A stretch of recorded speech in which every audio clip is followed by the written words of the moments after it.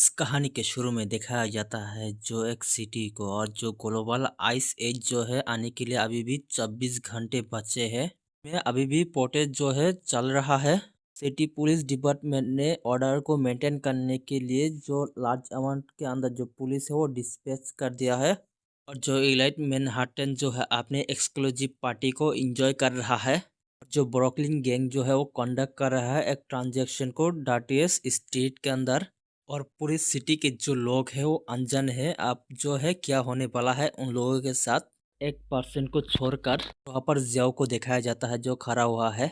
जो आसमान का कलर जो है वो ब्लू हो जाता है। ये देखकर जो आसपास के लोग हैं वो कहता है कि ये तो अरोरा है। और दूसरा बंदा कहता है कि जल्दी से फोटो ले लो। और जो जियाओ है वो कहता है कि ये अरोरा है, ये साइन दिखाता है जो आइस एज है वो आने वाला है। अभी जो जियाओ का फोन है वो बाजने लगता है। यह देखकर जो जियाओ है अपने मन के अंदर सोचता है आखिर कौन पर्सन है जो इस टाइम मुझे कॉल कर रहा है। ये सिर्फ एक ही कर सकता है। और दिखाया जाता है कॉल करने वाला और कोई नहीं है, जियाओ मिंग है। और उसके बाद जो जियाओ है पिछले लाइफ के बारे में सोचने के बाद अपने मन के अंदर सोचता है इस लड़के की ब्यूटी ने मुझे अंधा कर दिया था लगभग। और मेरे साथ ऐसा करने के लिए अब टाइम हो चुका है ये सब खत्म करने का। इतना सोचने के बाद जो जियाओ है कॉल को उठा लेता है। कॉल को उठाने के बाद जो जियाओ मिंग है वो कहता है कि अभी भी तुम ओवर टाइम कर रहे हो। तुमने इस अरोरा को देखा है, ये कितना ब्यूटीफुल है ना। उसकी बातें सुनने के बाद जो जियाओ है पहले कुछ नहीं कहता। और उसके बाद जो जियाओ मिंग है वो कहता है कि वैसे क्या तुम मुझे कुछ पैसे दोगे, जो मेरा क्रेडिट कार्ड का जो लिमिट है वो पूरा हो चुका है। जियाओ मिंग की बातें सुनने के बाद जो जियाओ है वो कहता है कि मैं तुमसे ब्रेकअप कर लेता हूँ यहीं पर, और तुम मुझे कभी भी कॉल मत कर देना। ये सुनने के बाद जो जियाओ मिंग है वो सरप्राइज होते हुए कहता है कि आखिर तुम क्या कह रहे हो, अचानक तुम्हें क्या हो गया। और जो जियाओ है जियाओ मिंग की बातें नहीं सुनता और जो सीधा जाकर उसका जो नंबर है वो डिलीट कर देता है। और उसके बाद जो जियाओ है वहाँ से जाते हुए अपने मन के अंदर सोचता है ये मेरा सेकंड चांस है। जैसा जो लड़के मुझे नुकसान पहुंचाना चाहता है वैसे ही जमकर मानना डिजर्व करते हो इस आइस एज के अंदर। जियाओ की इतना सोचने के बाद अभी बोकलिंग डिस्ट्रिक्ट का सीन दिखाया जाता है। और उसके बाद वहाँ पर जियाओ को दिखाया जाता है जो अपने मन के अंदर सोचता है इस बार मुझे प्रिपेयर कर लेना चाहिए। जो प्रीवियस लाइफ है नहीं, मुझे कहना चाहिए जो मेरा प्रीवियस लूप है 20 घंटे के अंदर जो आइस एज है, जो टेम्परेचर है बहुत ही लगातार जो है ड्रॉप होने लगा जो फ्रीजिंग पॉइंट के अंदर। अभी से वर्ल्ड फ्रोजन होने में 28 घंटे बचे हुए हैं। ऐसा लगता है कि अभी काफ़ी समय है। जैसे जैसे टेम्परेचर ड्रॉप होता रहेगा जो लोग हैं उसे रियलाइज हो जाएगा प्रॉब्लम के बारे में। और जो सोसाइटी है पहले से ही अनस्टेबल है और इसके वजह से ये पूरी तरह से क्योटिक में बदल जाएगा। मेरे पास सप्लाई कलेक्ट करने के लिए टाइम अभी भी बचा है जो कि अभी भी 1 घंटा है।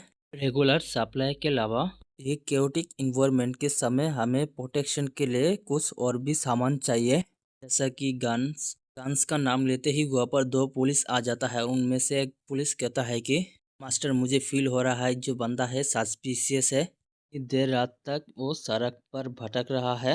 ये सुनने के बाद जो ओल्ड पुलिस है वो कहता है कि फॉलो करो उसे और मैं तुम्हें कुछ ट्रिक दिखाने वाला हूँ। पुलिस एक कार से बाहर आ जाता है और जियाओ से कहता है कि हे तुम वहीं पर ही रुक जाओ, वहाँ से हिलना मत। और दोनों ही अपने बंदूक को बाहर निकल लेता है और कहता है कि तुम अपना हाथ ऊपर कर लो।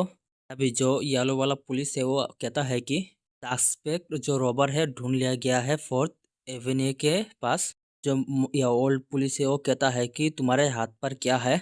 इन लोगों को ऐसे करते हुए देखकर जो जियाओ है अपने मन के अंदर सोचता है जगह में आजकल बहुत ही चहल पहल बज रहा है और इन लोगों ने मुझे एक रॉबर समझ लिया। और उसके बाद जो जियाओ है पुलिस से कहता है कि ये फ़ोन है। जो जियाओ है अपने फ़ोन पर टाइमर को देखते हुए अपने मन के अंदर सोचता है मेरे पास ज़्यादा टाइम नहीं है इन दोनों पिक के साथ वेस्ट करने के लिए। और मैं होप करता हूँ कि ये लोग मुझे इमिडिएटली रिलीज़ कर देगा इंस्पेक्शन करने के बाद। ओल्ड वाला पुलिस है वो कहता है कि रॉकी याद रखना टाइम पर कभी भी सस्पेक्ट को रेकलेसली अप्रोच करना मत। अभी येलो वाला जो पुलिस है वहाँ पर कांपते हुए कहता है कि आखिरकार तुम्हारा जो बैग है इसके अंदर क्या है उसे बाहर निकालो। उसकी बातें सुनने के बाद जो जियाओ है यहाँ पर हंसते हंसते हुए कहता है कि मैं तो बस एक वर्कर हूँ, यहाँ पर सिर्फ इतना ही है। और उसके बाद जो जियाओ है अपने बैग से किसी चीज़ को बाहर निकालने लगता है।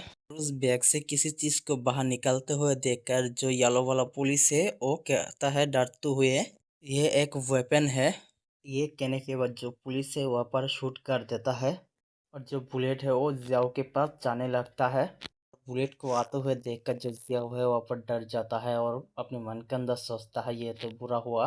एक सेकंड चांस, एक चांस था कंटिन्यू करना लाइफ को, अब ये यहीं पर ही ख़त्म होने वाला है।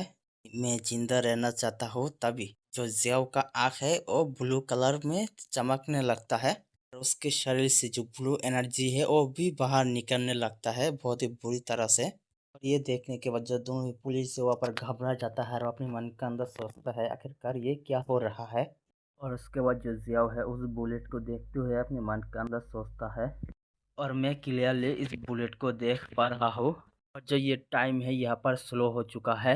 मैं इसे डॉज कर सकता हूँ, नहीं ये कोई इल्यूजन नहीं है। ये सोचने के बाद जो जियाओ है उस बुलेट को डॉज कर लेता है। अभी जो पुलिस है फिर से और एक फायर कर देता है। ये देखकर जो जियाओ है अपने मन के अंदर सोचता है तुम बेवकूफ़, जो टैक्स पे करता है तुम वही के इसी के ऊपर ही फिर से शूट कर रहे हो। मेरे पास टाइम नहीं है तुम जैसे बेवकूफ़ों के लिए। सोचने के बाद जो जियाओ है यहाँ पर जल्दी से मूव करने लगता है। ने जिस बुलेट को फायर किया था उसके शेल को दिखाया जाता है जो धीरे धीरे फ्रीज होने लगता है। और जो जियाओ को दिखाया जाता है बहुत ही तेजी से वहाँ पर मूव कर कर जो पुलिस है उसके चेहरों पर एक बहुत ही ज़्यादा जोर से पंच मार देता है। वजह से उसका जो चेहरा है पूरी तरह से बिगड़ जाता है और वो सीधा जाकर दूर गिरता है। और जो ओल्ड पुलिस है उसे कुछ भी अभी भी समझ नहीं पा रहा। वो घबराते हुए और कांपते हुए पीछे देखने लगता है।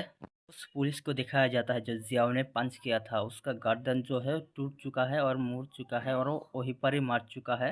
तो ओल्ड पुलिस वहाँ पर नीचे गिर जाता है और वो डरते हुए कहता है कि यह सब क्या चल रहा है और आखिरकार तुम कौन हो और तुमने क्या किया और तुम हो क्या। ये कहने के बाद जो पुलिस से वहाँ पर अपने या पिस्तौल है वो तान देता है और जो जियाओ है अपने ऑरा को रिलीज करते हुए उसके पास जाने लगता है। उसके बाद जो जियाओ है उससे कहता है कि मुझे नहीं पता